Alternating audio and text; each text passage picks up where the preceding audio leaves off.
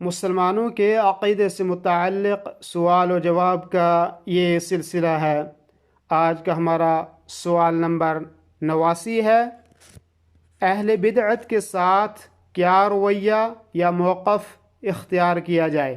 جواب: اہل بدعت سے بچنا، ڈرنا اور لوگوں کو اس سے ڈرانا، اور ان کی مجلسوں کو چھوڑ دینا اور ان کی کتابوں کو نہ پڑھنا ہے۔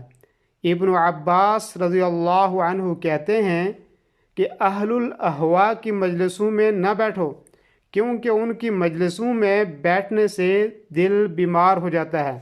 الابانہ جلد نمبر 2 صفحہ نمبر 438۔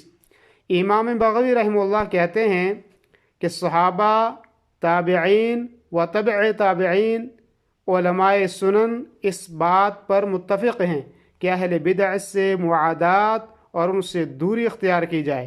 شرح السنہ جلد 1 صفحہ نمبر 127۔